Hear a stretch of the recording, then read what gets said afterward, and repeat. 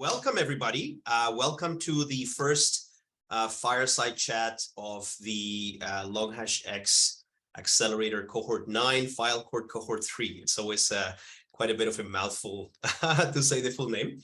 But I am very excited today. I'm very excited for a bunch of different reasons. I think number one, super excited to have Jonathan Victor with us today. I think he's one of the most technically knowledgeable people that I know in the Filecoin ecosystem. I'm very excited to talk about the future of Filecoin. I think there's a lot of really exciting things that are happening in the ecosystem.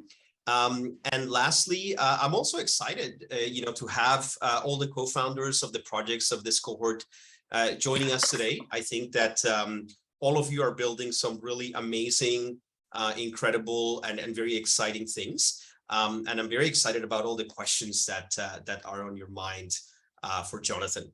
I think before we start, just in terms of agenda, so we'll obviously start with some introductions, just to understand Jonathan's background a bit more for those of you who might have not met him or don't know who he is. And then, we'll start the discussion, probably the first 20, 30 minutes, a bit of a guided discussion around the current state of the Filecoin ecosystem, if you will. We'll talk a bit about the future of Filecoin as well, which is very exciting. And then, get a little bit more practical in terms of, what some of these things might mean for you as builders who are, integrating or using Filecoin, and particularly around the future use cases that will be enabled in Filecoin in the future. I know that for some of you it's late, for some of you it's really early. I would love to see as many faces as possible. So if those of you who are able to can turn on your camera, that would be fantastic. I think without further ado, why don't we go ahead and get started? So Jonathan, welcome to the Fireside Chat on Tech Mentorship. Well, I will turn on my camera too. Hopefully my apartment has a little bit weird Wi-Fi, so if it gets a little jittery, I will turn my camera back off. But yeah, great to meet everyone. And thanks for having me. Maybe I can give a quick little background on myself. So I've been at Protocol Labs for about 3 years now, a little bit over that. I came from outside of the Web3 space. Before this, I was working for a company called Palantir doing like big data consulting, I guess is what you could call it. But at Protocol Labs, I joined as it was called a startup operator, just means I wear a bunch of different hats. So I actually worked on the proofs team for a bit, helping get Filecoin's proofs out the door for Mainnet Launch. After that, I worked on the product team for a bit, launched some of the tools you might use. So Web3 storage, NFT storage, if you're using either of those were products that I helped PM. And then, more recently, I've been working on the ecosystem side. So this is kind of like a broader bucket where it's more thinking about the tools that we have in our toolkit and identifying where we can map that to folks who are trying to do common things. So with NFTs, it's like pretty clear, I think, what are some of the common use cases. With the more general bucket of Web3 storage, I think it's also just like making sure folks are aware of what the offerings are. But it's also a little bit of scouting on where are things going and what are people looking for, whether they're demanding it today or not. So I can talk a little bit about like some of the things that we've seen, and especially looking at the category of a Web3 developer expanding. So it's not so much just the people who are like coming to this from, I don't know, the Web3 world itself. We're having a lot of like Web2 developers that are looking at Web3 technologies and trying to figure out how they sort of fit into their world. I think there's like a lot there as well. So that's like a quick summary. Very excited to be here. Excellent. No, thanks for that great introduction. And, I'll also use the opportunity to just quickly, give a bit of an overview of the teams that are joining us. And folks, later when you get a chance to ask questions, feel free to introduce your project and what you guys are building as well. But, we have 10 teams. We have teams that are building, storage solutions, DID solutions, NFT type of tooling around things like analytics, around things like MEV protection. We also have decentralized websites. We have no-code smart contract widgets. So it's quite I would say, quite a broad range of applications and use cases. But yeah, everybody, I think, very excited, to now be really part of the Filecoin ecosystem. I wanted to start with one question on the discussion, and I will actually come back to the point you made about Web3 or more Web2 developers coming into the Web3 ecosystem. But before we go there, I wanted to start actually with asking for a bit of the I don't know, state of the union of Filecoin, if you will. I think we do have also broad range of understanding of Filecoin ecosystem. I think there's some folks that understand it very deeply, fully know what type of integration they want to do with Filecoin and IPFS. And I think there's others that may not be as deep, but could also definitely use a bit of a lay of the land to understand, what has been really happening over the last, say 6 months to a year. And after that, we can talk about what's coming over in the next few months. Yeah. Is it also worth doing like IPFS versus Filecoin as like an orienting thing? I don't know how much folks feel like they grok the difference. Maybe we could do a short point on that just to make sure that's clear. Although I would hope that it's mostly clear. Okay, yeah. I mean, the main difference here, so like IPFS is, you can think of broader superset of Filecoin, where IPFS is a way of addressing content and then moving it around. And in the most abstract form, it's actually like pretty unspecific about how you move data around. Like you could use Go IPFS, or I guess it's called Kubo now, and you could use like the public DHT, but there's many ways that you could swap out the routing layer. The same is true also for like how you even do the transport. Like libp2p gives you the ability to move it over many different protocols. And also sort of like tying into the Filecoin side of this, IPFS doesn't really specify where you store data. It just gives you a way of referencing data. And it gives you this sort of like notion of like a file system because you're using content addressing and everything else. And so the reason I bring that up is there are quite interesting advancements that are happening on both the IPFS and Filecoin side. The IPFS side, because both Filecoin and IPFS share the same notion of CIDs and IPLD, like you see a lot of the benefits sort of like, I guess, flywheeling together. But equally, a lot of the ways in which Filecoin is sort of like developing, there are questions that we're trying to answer inside of the IPFS ecosystem, where when we think about things like retrieval, which we'll get to later, really the state of the world that you want to get to is you ask the internet for a CID and you get a CID back. And so, yeah, I think that might be helpful as like one little clarification. It also can be helpful because when we think about what Filecoin is today, Filecoin today is much more like cold storage than it is like S3. And so typically when people are trying to use Filecoin, they're using it for a couple different types of properties, but they're using it in conjunction with something, especially if they're building like a more user-facing app, something like IPFS that allows you to then say, hey, I have this content, it's available like from my user's experience, the read is super quick, but even if my IPFS nodes are blown away, I still have places where I can rehydrate from off of these verifiable storage layers. And so what's been interesting is inside of the last, call it 6 months to a year, a lot of the advancements that we've seen have been around like for developers like yourself who are building Web3 dApps, like how do we make the barrier of entry substantially lower? If you hold the mental model of Filecoin today as like a giant distributed hard drive, where like the hard drive itself is giving you very specific guarantees, like most people are not trying to like program like at the interface of like the block store itself.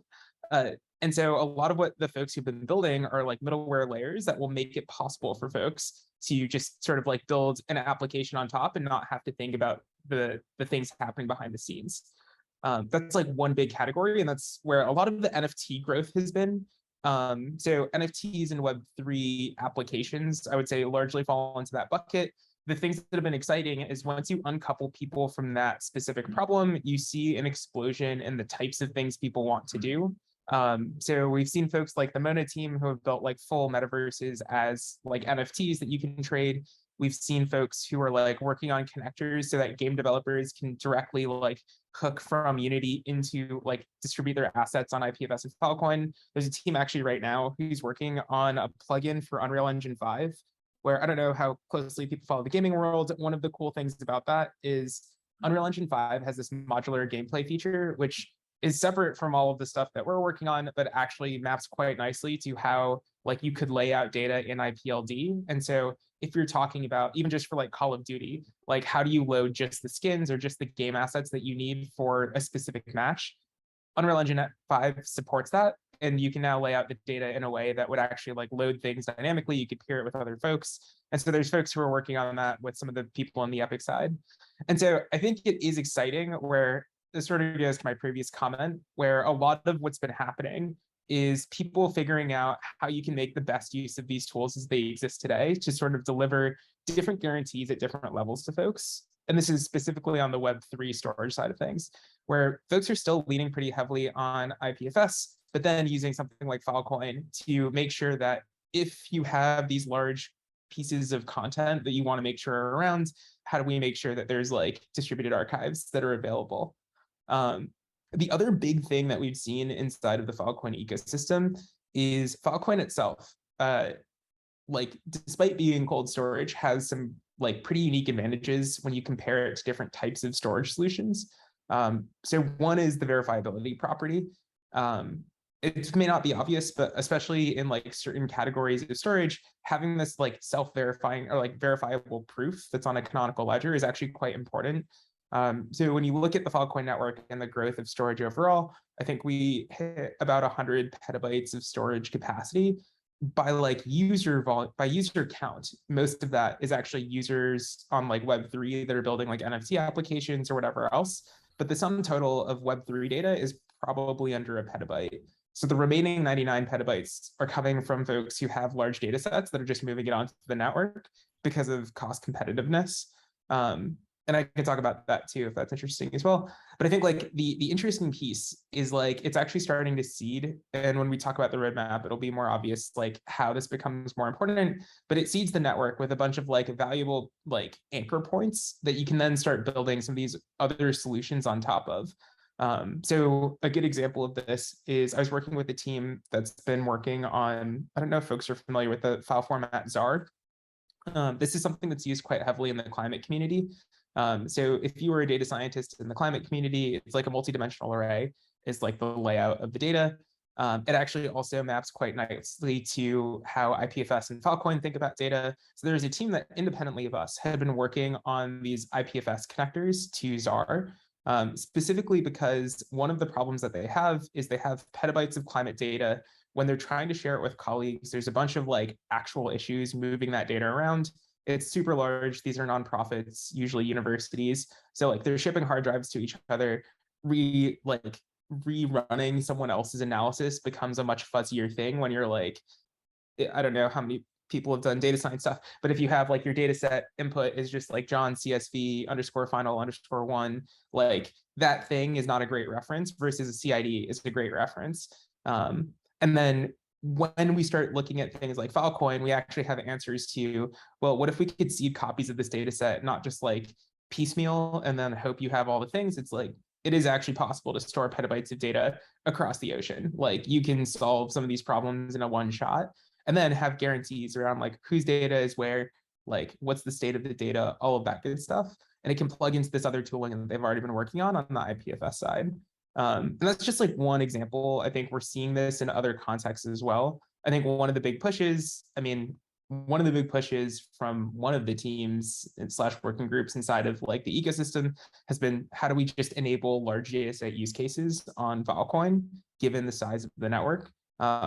And it turns out that's like non-trivial. Like when you start working at internet scales, there are internet scale problems. So like moving data over the wire just doesn't work at certain like volumes.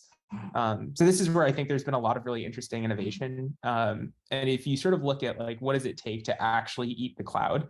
Like if the end state of all of this stuff is like, one day this network is large enough that like Amazon is a miner on Filecoin, like I think the thing that we need to do is like incrementally chew off like one bit at a time of like, what are the pieces that we can solve for?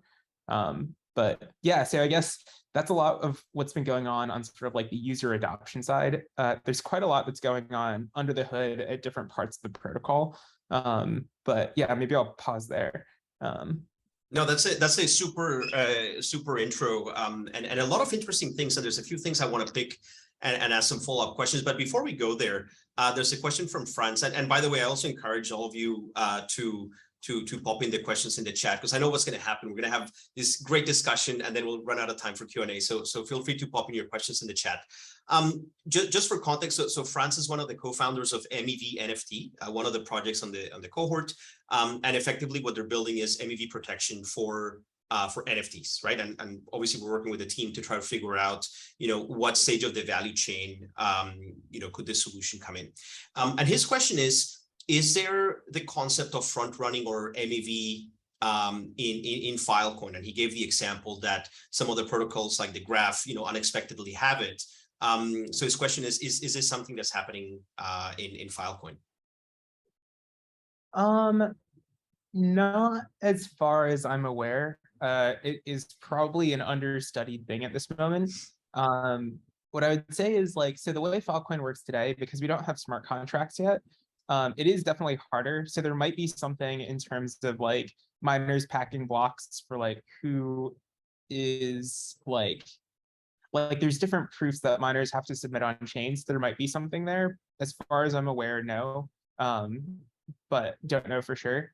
I will say one of the things, I don't know if folks saw the time lock encryption thing that came out from the DRAN team. That's another team inside of the Filecoin ecosystem. That actually is quite impactful. So DRAN is something that Filecoin uses as its public verifiable randomness beacon inside of the protocol. And the time lock encryption thing is one incremental step to being able to say, how do I sort of encrypt messages on the network, and then only make them decryptable after packing into a block has happened. And so that might be, that's one of the proposals people have had for how do you solve or get I don't know if it gets away from MEV entirely, but it can reduce some aspects of it. And so I think there is some thinking that's going on there, but today I don't know if we have I don't know if we have one, I don't know if we have MEV, and if we do, I don't know the extent of it. I guess we must have it, but it may not be that high. But I imagine once we have smart contracts, it's going to go substantially higher. Yeah. So it might be coming. So definitely potentially one use case to think about over the next few months. Before we talk about what's been happening under the hood, and before we move on to obviously one of the most exciting things, which is FVM, I actually want to go back to some of the points you were talking about. I think you gave this example about all this vast amount of climate data, and I think you also touched a little bit on this other, what was 99 petabytes of storage, and I know that one of the things that Filecoin and Protocol Labs has been focusing on is also how to make sure that we capture a lot of humanities data around science and things like that, right, and academia and so on. On that topic, I want to talk a bit about Datados, which is, I think, something I've been reading up quite a bit lately. The context of the question is also that the teams that are with us in this cohort are all very early stage. And so we are still, one of the things, or one of the topics that I think we're working with a lot of the teams is around, possibly defining, where should they focus, or potentially what the business model should be. And then, of course, what the go-to-market is. And while Datados might not necessarily be applicable to all of the teams, at least in their current form and their current thinking, I do want to touch a little bit on this, because a lot of the things I've been reading about is how this actually unlocks a lot of new business models and business ideas, based on this concept. So would love to hear from you a little bit about this, your thoughts, and maybe even potentially what sort of, have you already seen some early business models around this concept? Yeah, so it's interesting. I think there's a few different definitions I've heard for Datados, so I will give a few flavors of what I've sort of observed. So one that's interesting is, think of NFTs as a good example. So NFT storage eventually is going to turn into its own little DAO. The goal is to use smart contracts where we can, and basically how do you enable perpetual storage on Filecoin?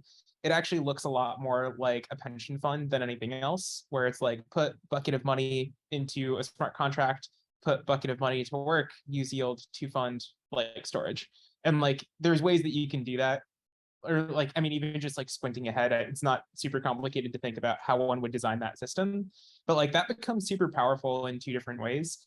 One is it's powerful for users where they can start tuning a lot of properties that they care about. Like you could have something that looks very Arweavy, which is like, it's a unidirectional flow. Data only goes in, it can never come back out, and it's permanently stored. You could also do something which is much more like bespoke, where you have certain terms where it's like you want to say like, we're going to store for some period of time, and then we're going to like, I don't know, maybe in 50 years, we only use different file formats. So you have some upgrade protocol, and like that can have governance the same way that like the Internet Archive could be like a DAO instead of like a single institution.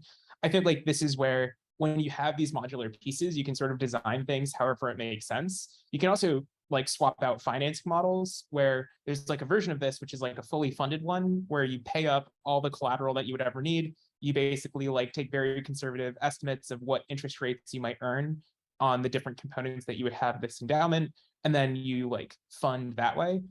You could also look at it a different way where you turn it more into a data science problem where you say, hey, like I'm going to only store my data with miners that are slashed under X% of the time. And I can like model out what the potential losses are for my endowment. And so instead, what I'll do is rely on like a like substantial amount of capital that's like you can do a bunch of stuff here to like change the capital efficiency. And I think like the interesting thing, even on this just one subset, is it's like a very different vision of what DeFi could look like, where a lot of these tools are not DeFi for like, how do we sort of like allow people to flip tokens between each other? It's like it's more like the commodities market, where it's like the thing that we're actually trying to do is like hedge like expenses that are going to happen for this like thing that has a liability. And so I think that's going to be pretty interesting, both as like services that people might want to offer. I think like the models for value capture and stuff are still a little bit TBD. It could honestly just be like, we run this data DAO, the DAO has some governance and like that's like a thing, but the endowment itself has like its own little charter of like what can it use funds for, et cetera, et cetera. But I think that's like an interesting one to extend it a little bit. And that's just for like, this is public data. How do we just solve for the storage side of things? When you start talking about different types of data, that's not just like, this is purely free to consume, whatever else. You can start doing more interesting things. So there's folks like VitaDAO is a really good example, where they have basically, they're not even looking at like the storage part as like the main part of the DAO. It's more like, we are going to go help fund a bunch of research. That research will collect into these IP NFTs, then we'll license out the IP itself to other folks, and we'll use the revenues to like help kick off this flywheel. So I think you're seeing a bunch of different types of things there. Open or Absentia is another one, which is interesting, which is like an open science DAO.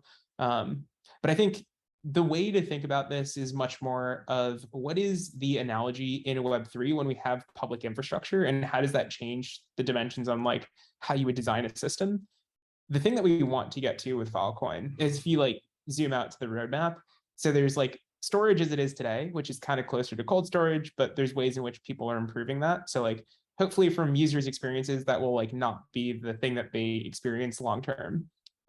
There's folks who are working on the retrieval market, which is like, how do you do decentralized distribution quickly? So it's not just retrieving off of the miner that's storing data. How do you have nodes that are caching? And I get like, again, if you sort of squint at it, it's like, how do you, from the end user's perspective, the thing that they want to do is just send a message to the network that says, here's a CID, store with this many people, and then like, here are some properties that I want for retrieval. And like, you shouldn't have to think about the implementation details. That should be like the network that handles that. And so the retrieval market unlocks the other half of that question, which is like, how do I get fast distribution? The third part is like off-chain compute. So how do I do stuff to data? If you look at like Acala, if you look at like Lurk, if you look at like all the compute over data stuff that's happening, the things that people are working on is like, how do I transform data such that I can do things like the full ETL pipeline of, I have my input climate data set, I can like run a filter on that data set and store the output as an example. And like, those are things that you want to be able to like sort of task schedule and like run on the FVM. And so like, those first three are like services that happen off chain, that anchor on chain. And like, those should be available to DAOs. So like if you're a data DAO, maybe the thing that you are doing is you're taking in a bunch of data, you're processing it in some way, and then you want to like monetize the output. Like all of those are ideally things that we can enable. There's folks who are working on things like Medusa, which is like a threshold encryption thing. So like how would you do access control on these systems as well? So I guess all this to say, like if we're zooming out like very far into the roadmap, there's like a lot of new primitives that come online that really expand the scope of what a data DAO could do, where it's like hopefully all of the Web2 services, but you can manage it through this like community with the bank account sort of thing. I think where we are today, it's probably closer to, I have public data sets and I want to make sure that they're stored properly. And I want to hopefully, so Retrieval Markets, I think they're doing their MVP this like in the next few months. But like over the next year or so, that's going to get substantially better. The same is true for the FVM. Even some of the computer over data stuff is working. So we're going to see more and more of this stuff come online. It's not like we're waiting 5 years for all of this stuff. It's like, it's going to be here in the next couple of months, quarters, which is going to be exciting. Yeah, definitely. And I think a lot of white spaces for sure.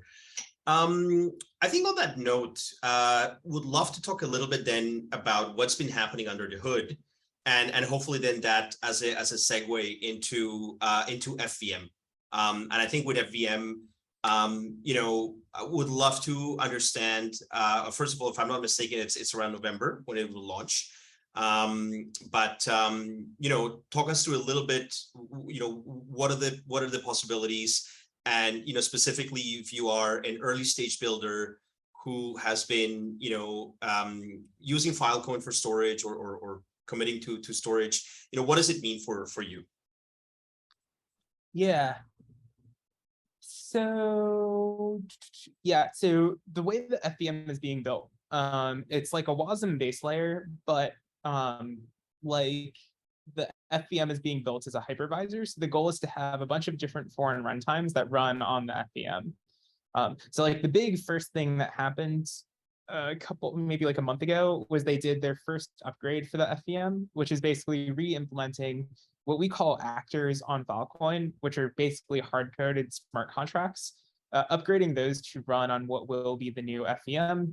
And now they're working on like the EVM actor, which would allow you to basically take your Solidity code, run it on that actor, and be able to like get like results.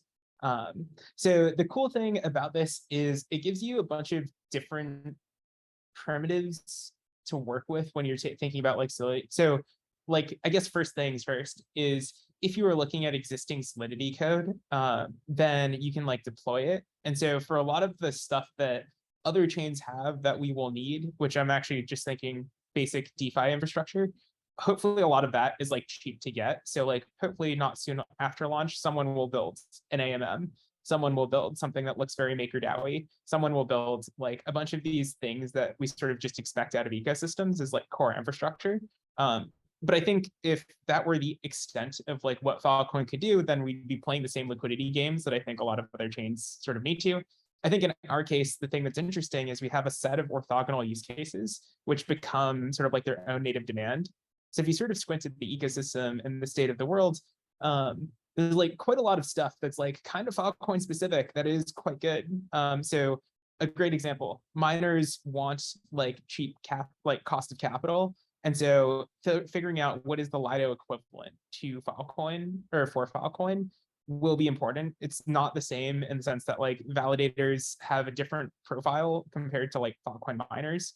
There's different restrictions. There's also different, like, if you sort of like even just look at the process, it's quite different. But like we know there's like already product market fit for like capital allocators want to put capital to work, you know? And especially given how Filecoin's mining works, like liquidity is important on both sides. But that also becomes like an important like input to a bunch of other things. Because as I was talking about with like a data DAO, if you want to build the data DAO correctly, or like one version of it correctly, you need some primitive that says, I have like a yield-bearing version of Filecoin, as an example. And so I think like the things that I would see as being early use cases that are very like interesting to think about are like, what are the things that build infrastructure other people will need? I would say like there is a bunch of like DeFi stuff that fits into that category. I would say there's actually also a bunch of NFT stuff that fits into that category. And so to motivate that with an example, one of the things that's unique about like Filecoin is you have a bunch of different miners that have different properties. And so a very basic thing that you might want to do if you're a client is say, I only want to store data with miners that are based in X region. And so like there's people, and again, you don't have to solve everything on chain. You can also do things with like off-chain attestations that are placed on chain. So like imagine if instead you have like an NFT or a verifiable certificate or whatever that's coming from like an Ernst & Young or like some audit that says like this miner has passed their SOC 2 compliance, whatever, or whatever other certificates that you need. And then those become inputs to potentially like auction protocols to say, if I'm an enterprise client and I want to say the only people who can participate are people who have this sort of certification, I can filter my list to say like, I trust X, Y, and Z like people to have like given this attestation correctly. So only if you have like from one of the big four accounting firms, like their input like certificate, can you participate in my enterprise auction? Like that's a use case that I feel like is probably underweighted, but it's a part of how people store data today, especially like at the enterprise realm. And those certificates don't have to just be about like, oh, is this person enterprise grade or not? It could be like, what location are they in? And you could have like a cheaper form of verification for that. It could also be like the Filecoin green stuff could fit into this model as well. Where all the stuff that they're doing, where it's like, I only want to store data with green miners, turn that into a primitive that someone can just spec in their like auction criteria seems like a really powerful tool.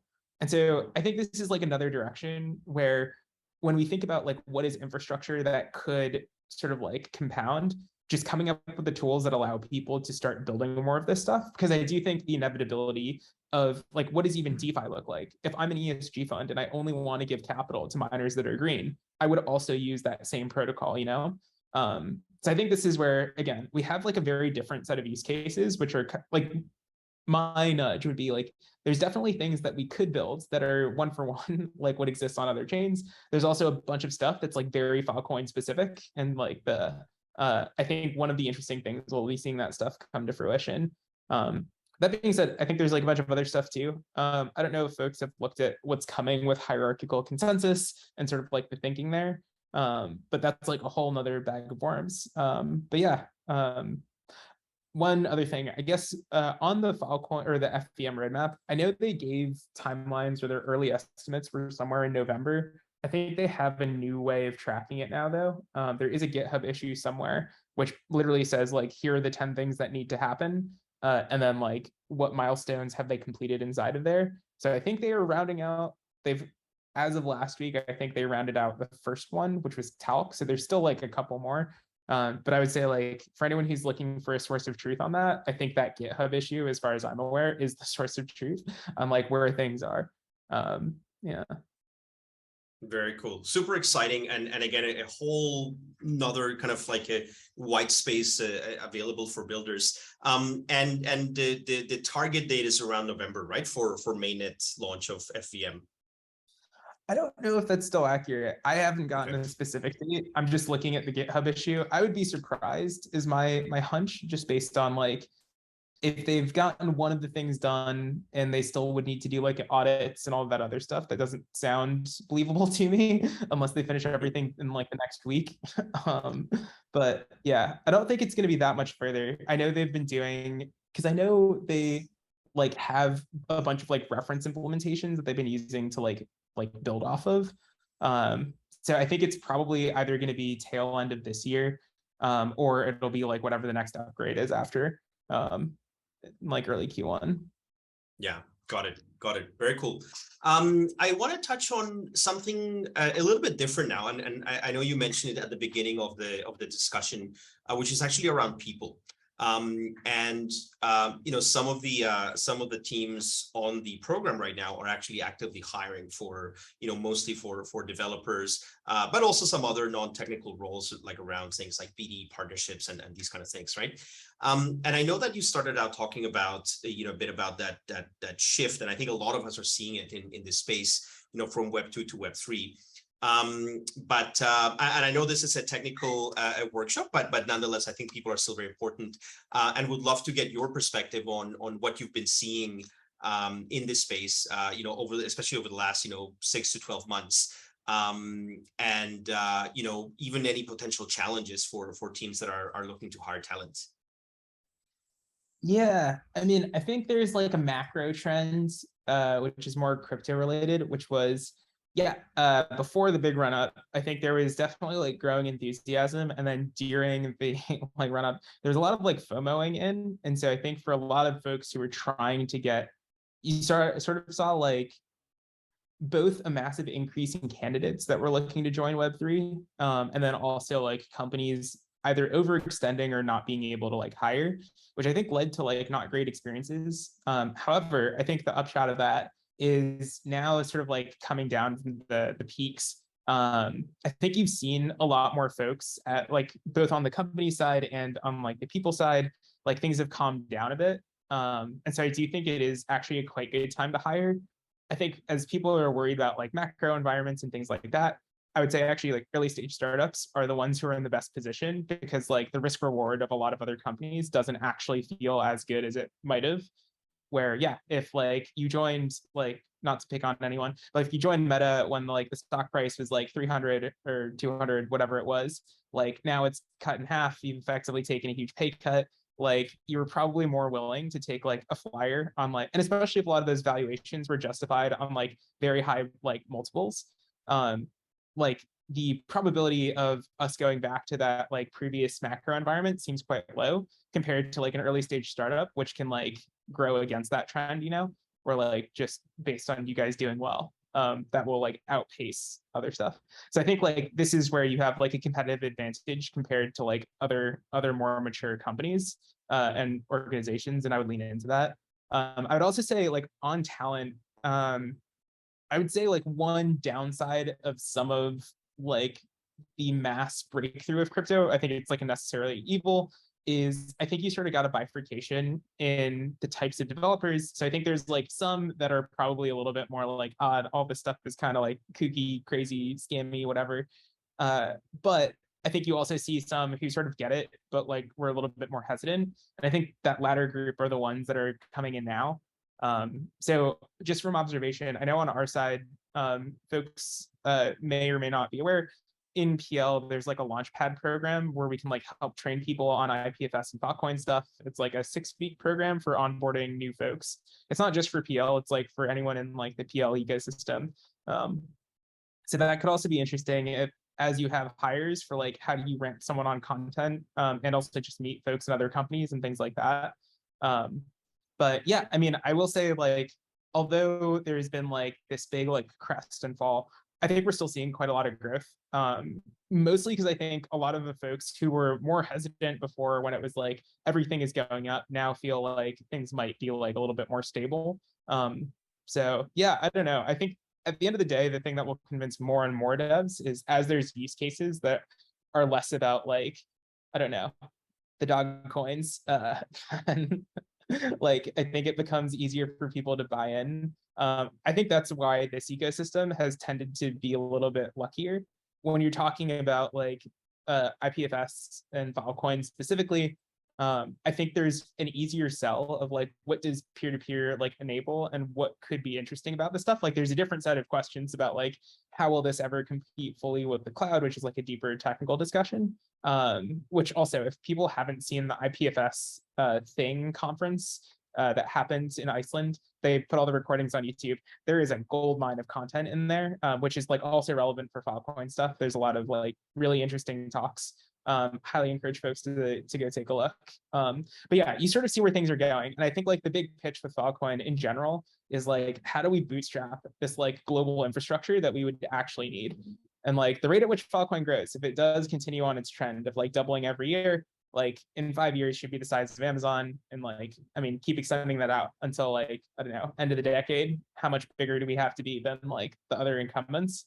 And the cool thing is every time there's like protocol upgrades, we're upgrading the fleet, right? So like all 17 MB of storage capacity get upgraded when we ship a protocol upgrade. So it is sort of like Tesla in its Roadster era, I guess. And so I think for a lot of folks who are coming into this space cold, starting more from like, it's not because there's a token, it's more like, what's the first principles thing that we're trying to enable? Where it's like, how do we start by content addressing the web? And then everything else is sort of like motivated by that original problem. And that, at least in my experience, has always been like a better way of sort of like getting Web2 folks who are maybe on the fence to get super excited. But yeah. Excellent, excellent, and I love the Tesla Roadster reference. Cool. I could ask you, many more questions, but I do want to give the opportunity to, to the teams and to the founders to also, ask their own questions. I'm so they have many on their mind. So yeah, I would like to, open the floor. Any questions that you have on any other topics we talked about with Jonathan, or even something that we didn't address and that might be on your mind.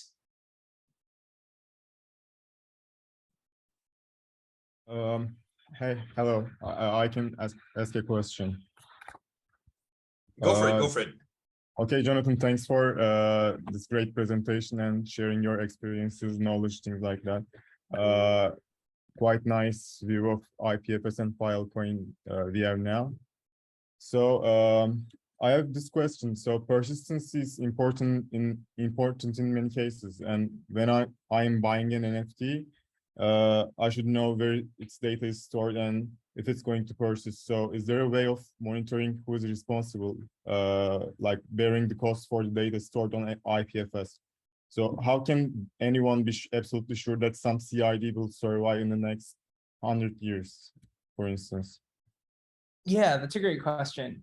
So I would say two things to that. So the macro thing I would say is I would uncouple the problem. Like when people talk about NFTs, I think they try to go for like a monolithic solution, and they say like, oh yeah, I throw it over a wall and the data will be there forever. The problem with a monolithic solution is if something breaks, then like everything breaks. And so you're basically bundling all these assumptions. I would say with IPFS, the correct way of thinking about it is it's solving for one specific thing, which is IPFS is giving you an immutable hash, regardless of whether that data is stored on your computer, my computer, Amazon's computer, Filecoin, Arweave storage, like any other storage layer. Even if in the future all of these things are wrong, like we end up using DNA, like you can still have the same IPFS hash in your like in your NFT and have that thing resolved. So like my first point would be like always use an IPFS hash because it's not actually linked to any specific storage layer. Then when we're trying to solve for like, how do we know if someone is going to serve that content in perpetuity? I think there's different ways that you can solve for it. I actually am like very fully in the camp of like storage layer maximalism, where it's like stored everywhere. Like that's the point of IPFS. It allows you to do it. When it comes to guarantees, I actually think Filecoin offers specific guarantees, which like today, I think there's like one part of it that you sort of take on faith, and then I'll explain how you solve for that. Like the thing Filecoin says is in any period of time, how do I know what is actually happening? I don't know if folks are aware, the entire network, every sector has to do like, so for every storage provider, their entire mining operation is broken up into sectors, which are 32 gigabyte chunks. Every sector is sampled every 24 hours. So like literally the entire Filecoin network is a bunch of proofs of like, is this data still okay? Like that is what the Filecoin network is doing. And it ties that to a crypto economic model where the Filecoin miner is unable to earn block rewards if they can't provide proofs that they still have your data intact literally every 24 hours. And if they can, then they earn block rewards. It's actually even worse than that. If they can't prove that they still have your data, they lose money. So there's like a slashing mechanic, which is like why all the miners are locking up collateral. And so like the way that I would think about what Filecoin does to solve this problem is it says, how do we know in a period of time what's going on? And give you strong guarantees around that. So it's not like a take it on faith. It's like, here is a snark that you could go verify yourself to make sure it's there. And so the part that you're taking on faith, and so like the way that you use this is not to store it with one person and hope that one person stays online. It's to store it with like 10 people and then just like make sure that there's always 10 proofs inside of a 24-hour window. And if you only see 8, then trigger an auction, store another copy, etc. So the part that currently isn't super great is in order to make sure that that content always has X number of copies, you sort of need a human in the loop to be monitoring the chain. And it doesn't have to be a single human. Like it could be many humans who collectively care to say like, oh, we're all hawkishly watching the chain for these specific deals. If these deals are not being proved, then we're going to like, whoever is like, I don't know, it could be like Protocol Labs in the Internet Archive and LongHash and everyone together, we're all watching it. this is actually what NFT storage is doing, where it's like, as a public good, there's like folks who have like a bunch of servers that are like monitoring the chain to like trigger renewal deals if something goes wrong. Don't think that's actually happened yet, but like there's like code that's running to like monitor this stuff. Once you have smart contracts, that turns into like a full bounty system where like you can just set up incentives. And then the thing that we're saying is, and this is like the core primitive of a data DAO, where it would be like, yeah, my data DAO is responsible for these sets of CIDs and always making sure there's some like number of copies. And I think this is important as a design consideration for like a couple reasons.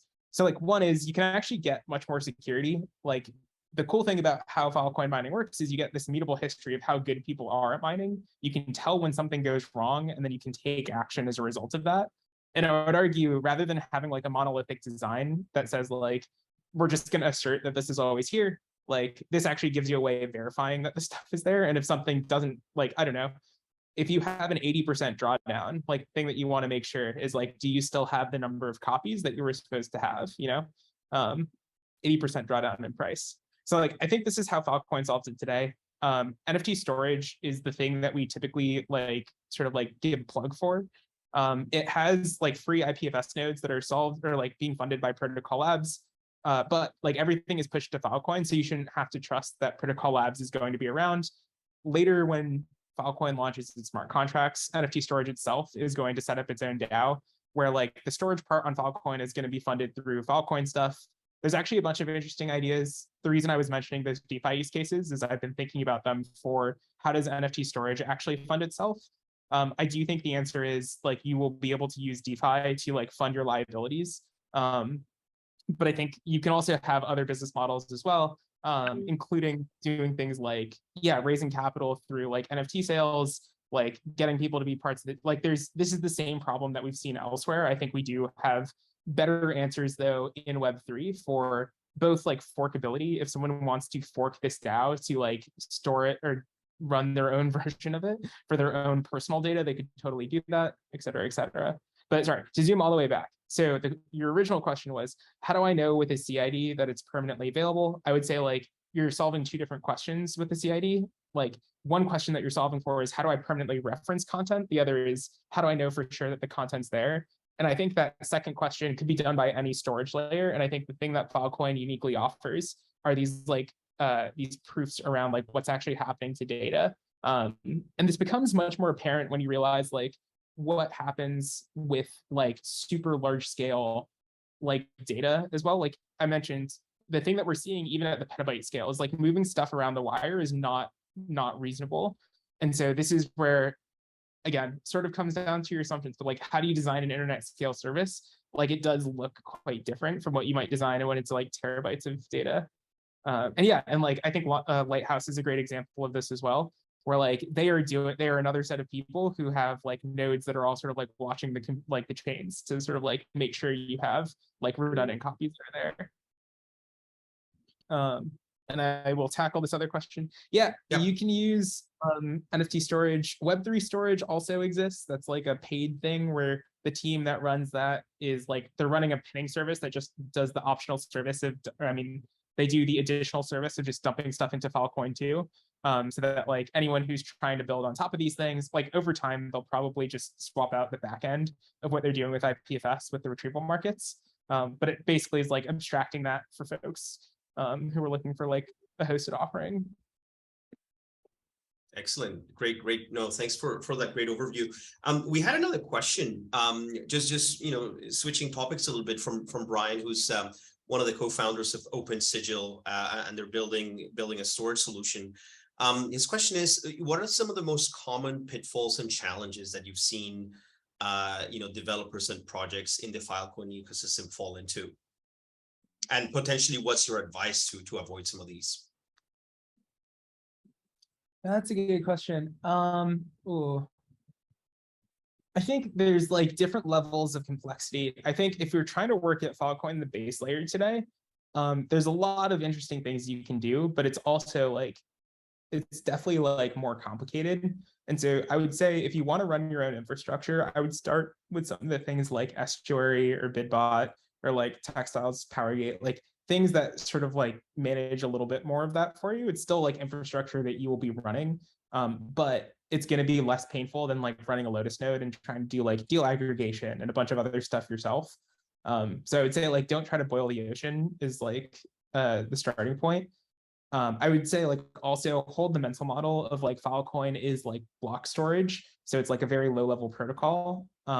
There's things that hopefully some of you will build that will make things easier, especially with like the FVM, but like keep that as a mental model. And then that might help when you're doing the design where you won't have the expectation that it's like, oh yes, I'm going to use this like I use S3 because it does feel quite different. I think in the near future, hopefully there will be services that will make it feel more S3E, but like this is where it's like using some of these middleware things to like solve the harder Filecoin bits is probably like the better starting point. Yeah. Makes sense. Cool. I think we have time for maybe one or two more questions. If anybody wants to, either ask a question on the mic or pop it into the chat.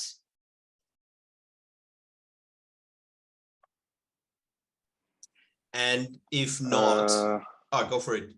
Go for it, Ryan. Okay, thank you. Hey, Jonathan, nice to meet you. I'm Ryan. I've seen I've attended your talk at Filecoin Austin. You spoke about dynamic NFTs that you're building at NFT storage. I'm quite interested in your approach to this and maybe the status of that as well. Oh yeah, so that's doable today. There's a thing called W3 name. So I don't know if folks are familiar with IPNS, which is another deep cut into the IPFS ecosystem. So IPNS stands for the Interplanetary Naming System. It's a way of getting a static reference that you can mutate the thing that it refers to over time. The actual way that it works is like you create a public key, you create a hash of the public key, and that hash is the thing that is now like the reference, and only the person who owns the key is able to update what the reference is associated with. And so W3 name is like just a friendly wrapper around that. It uses, I don't know if folks are familiar with Fission and the UCAN protocol that they've been building. That's like sort of like a decentralized auth token. It's actually super cool. Because it's like, how can you do, it enables you to do things like signed uploads to like IPFS as an example, where you can like delegate rights from like one party to another party, that other party can redelegate it down. And you get this like fully verifiable chain of who was actually allowed to do what. All this to say, W3 name exists today. There's actually work going on to integrate that more closely with UCAN. So you can like pass the UCAN stuff around for like who can mutate the content, and you can keep redelegating rights. But that's another area that's like pretty interesting.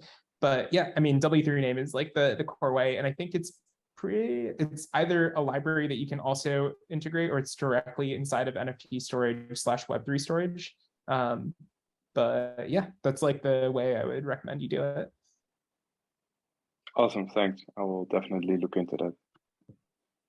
All right, and then we have one more question from Mir, who is a co-founder of Dossier, who is also a storage solution.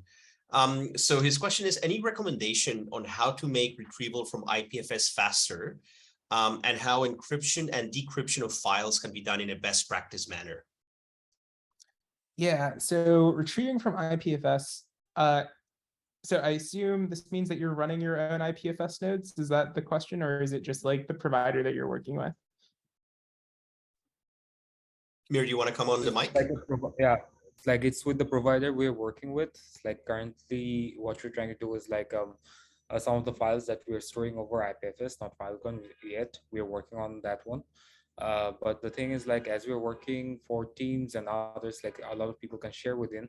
So the file, like we're sending over the file and there's a ritual process of it. Sometimes it gets like slower. And the thing is, like I do know that if we can set it up, the node, then the pinning gets like, it makes it faster, but can we make it more faster, and any kind of base use cases can be done with it?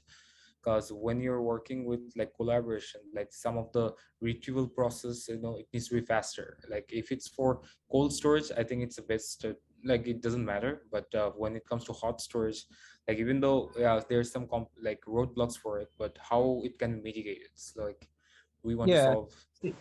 You should take a look at the work that the W3, so Web3.storage, these folks have been doing. So it's actually a team from Protocol Labs that's spinning out to turn into their own company. The thing that's interesting is they actually rewrote their own implementation of IPFS. So it's like substantially, I mean, you should try, I don't know if you're already using it. On the You're right also using side, it like okay, kind of. did you see You're also testing it out, yeah. they have like this new W3 link gateway? Okay. I don't know if you've taken a look at that, but this should solve, I think, your problem. Basically, they're rolling out different versions of this stuff. So like W3 storage itself, it's somewhere in their docs as well that they've just put out this gateway.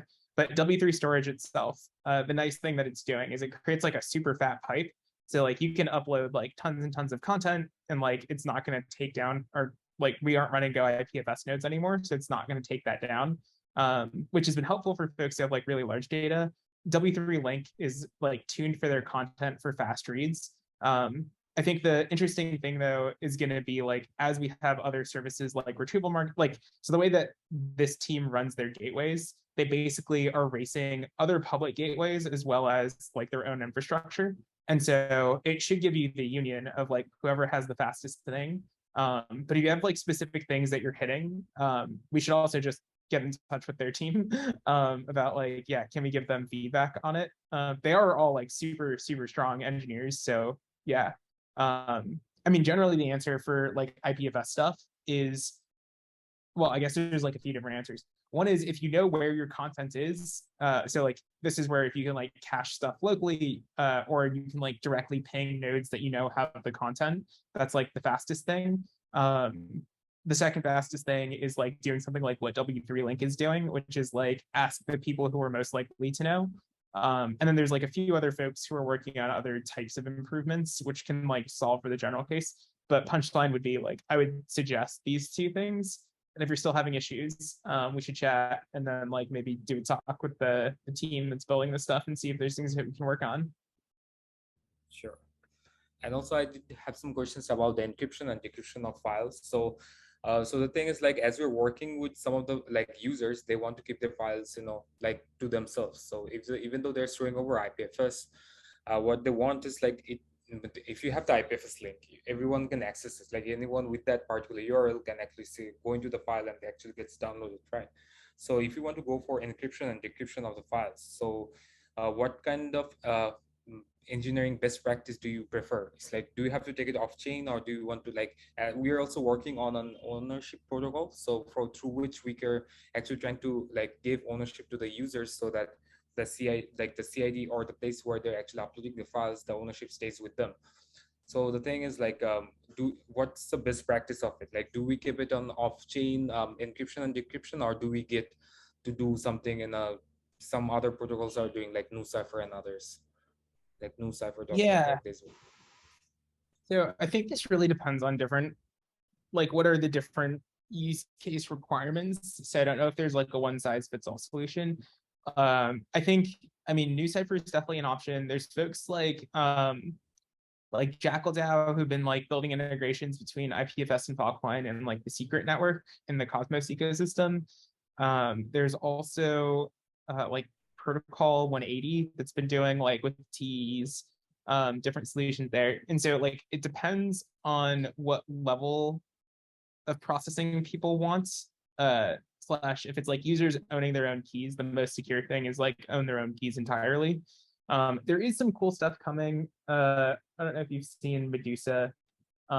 This is coming post FVM stuff. But there is a bunch of work that's been going on about like threshold encryption and how we can do like decentralized access control and things like that using like threshold encryption. I think that stuff is still like in the works. So there will be better solutions in the not so distant future. But yeah, today I think the answer is a little bit of either use something like the secret network where like secret can help encrypt stuff for you, or yeah, NuCypher is a great option too. Or just directly like have users manage keys and do it sort of like out of band. Fantastic. I'm sure there's a lot of more questions that are on people's minds. I think on that note, I just wanted to say that you know, Jonathan has been also very gracious to offer his time over the course of the program as a mentor. So I know that a lot of you probably also have questions that are maybe very specific to what you're building, that you would prefer to do it on a one-on-one basis. So please go to the Notion page to where you can book time with mentors and book some time with Jonathan. And lastly, I understand that he'll be in Singapore in September for Phil Singapore, which I understand is going to be the biggest Filecoin summit. So if you happen to be in town, it could be also a great opportunity to meet in person. So on that note, I want to thank Jonathan again. Thank you so much for making the time to join us today. Thank you as well for all the very insightful discussion and the very insightful answers to a lot of the questions from the teams. And also thank you to the audience. Thank you all for attending our first Fireside Chat. Thank you also for your very thoughtful questions. And we will meet again in this format in 2 weeks for tokenomics. See you all. Have a great evening and have a great day ahead.